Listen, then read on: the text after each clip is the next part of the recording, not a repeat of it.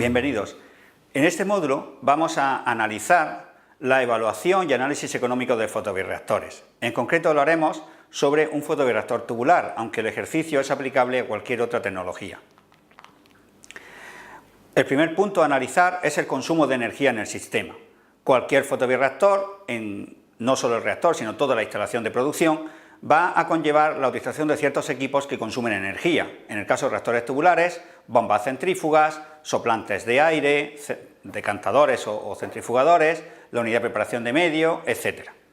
Si tenemos en cuenta todas las potencias de estos equipos y el tiempo de funcionamiento, podemos estimar el consumo total de energía en la planta en cuestión. En este caso, 1.600 megajulios al día de consumo eléctrico. Básicamente, o la mayor parte, corresponde a los equipos que funcionan de forma continua, como son las bombas centrífugas y la soplante de aire.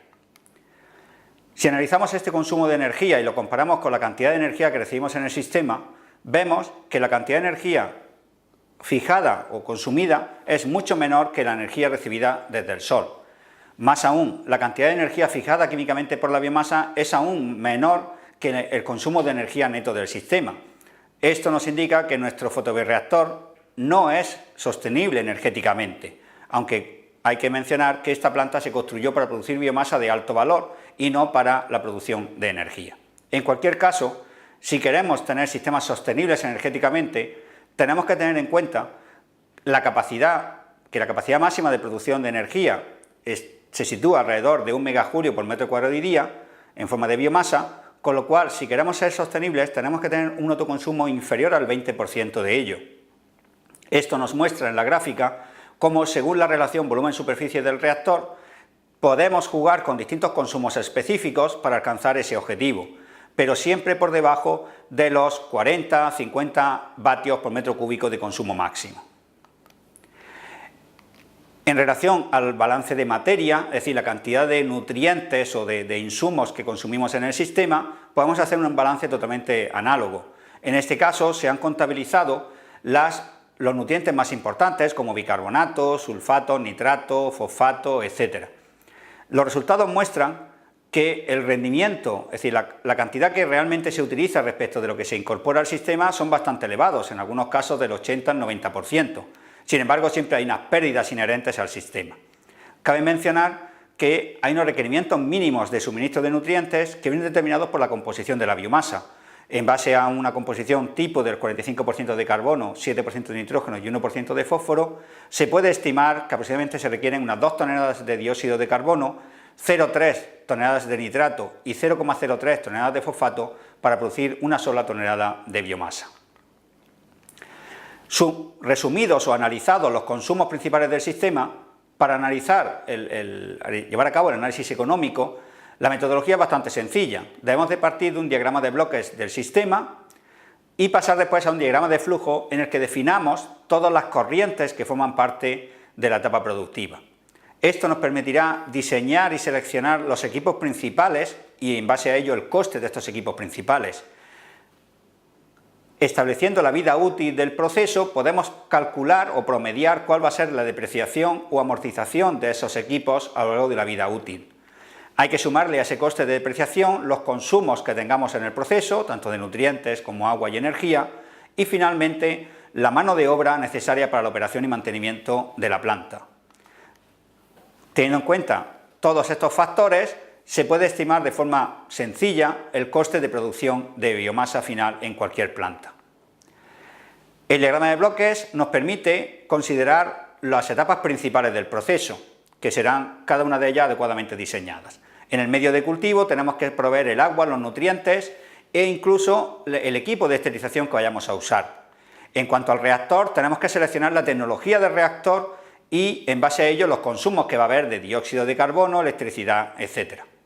En la etapa de centrifugación o de cosechado de la biomasa, qué equipo se va a utilizar y con qué frecuencia cada día, y finalmente si se va a llevar a cabo una etapa de liofilización, que nos permita obtener la biomasa seca final. El punto de partida para hacer cualquier análisis económico será establecer los parámetros de base del proceso. En este caso, estamos analizando el coste de producción de una planta que tenga una capacidad de producción de aproximadamente 5 toneladas al año de biomasa con una productividad aproximada de 0,4 gramos litro día y con una relación volumen por unidad de superficie de 0,075 metros cúbicos por metro cuadrado. En base a esos parámetros iniciales del proceso, se puede calcular todos los equipos que hacen falta, como el número de reactores, el número de decantadores que hacen falta, los tanques de almacenamiento de medio y de cosechado entre etapas, etc. Y en base a ello calcular el coste total de esos equipos. En este caso concreto, el coste total de los equipos asciende a unos 300.000 euros en su conjunto. A partir de ese coste de los equipos principales, podemos calcular el coste de lo que es la planta en su conjunto. Eso incluye no solo la maquinaria, sino los costes de instalación de esa maquinaria, los costes de conexión, los costes de suministro eléctrico, bombeos, etc. Eso se puede hacer de forma sencilla, utilizando factores que ya están definidos en bibliografía, factores de Lang, que se tienen que modular en función del campo de la tecnología en el que estemos, ya sea aguas residuales, o una biotecnología más convencional o una biotecnología más sofisticada. Utilizando esos factores se puede determinar que para un coste de equipos principales de 300.000 euros, el coste total de la planta construida y lista para empezar a operar puede ascender a casi 900.000 euros, es decir, aproximadamente 3 a 4 veces el coste inicial de los equipos. Ese coste se tiene que depreciar, se tiene que amortizar a lo largo de la vida útil del proceso, considerando 10 años de vida útil, estaríamos hablando de unos 100.000 euros al año de amortización. Además de la amortización, tenemos que sumar el consumo de materias primas, que como hemos visto anteriormente, se hace en base a los balances de materia previamente determinados, así como el consumo de energía, igualmente mediante el balance de energía llevado a cabo en el proceso.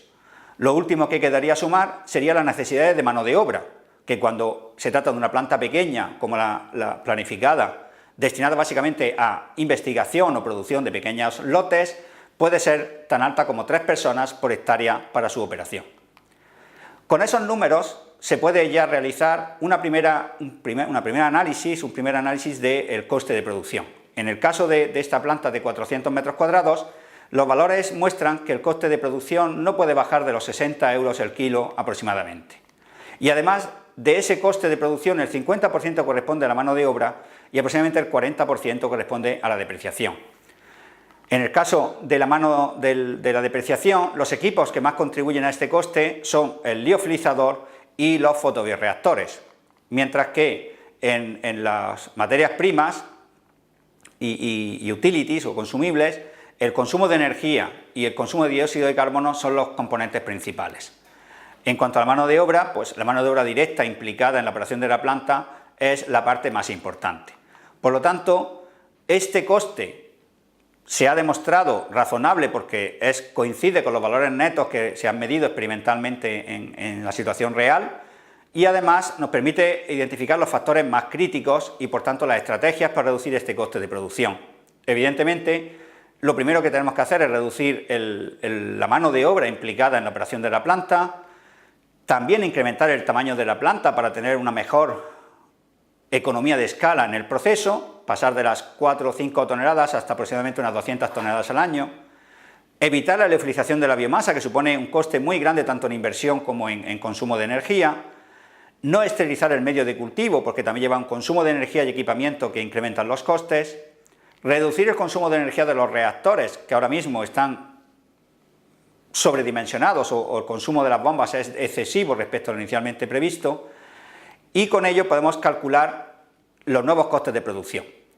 Pasando a 200 toneladas al año, el coste de producción bajaría de esos 60 aproximadamente a 10 euros por kilo. Hay que mencionar que 10 euros por kilo es el coste que existe actualmente en algunas plantas de producción en todo el mundo, sobre todo en reactores abiertos. Incluso es un coste, por tanto, bastante aceptable en comparación con otras tecnologías. En este nuevo escenario, la depreciación es el coste principal, porque hemos bajado muchísimo la mano de obra, los consumos de materias primas y de energía. Y en el coste de la amortización, el coste de los reactores es la partida más importante, que llega a suponer el 96% de la amortización de los equipos.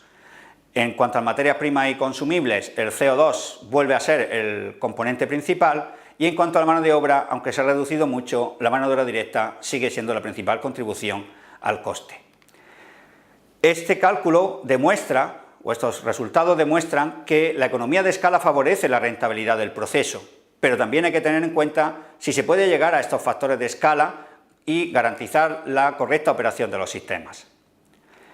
Se puede hacer un ejercicio de análisis en cómo se puede reducir aún más el coste para llegar a ese euro por kilo que sería necesario para aplicaciones de bajo valor. Si consideramos la influencia del coste del reactor, se observa que si bajamos el coste de 5 hasta 0,1 euro por litro del reactor, el coste de producción puede bajar de 9 hasta aproximadamente 2 euros el kilo de biomasa.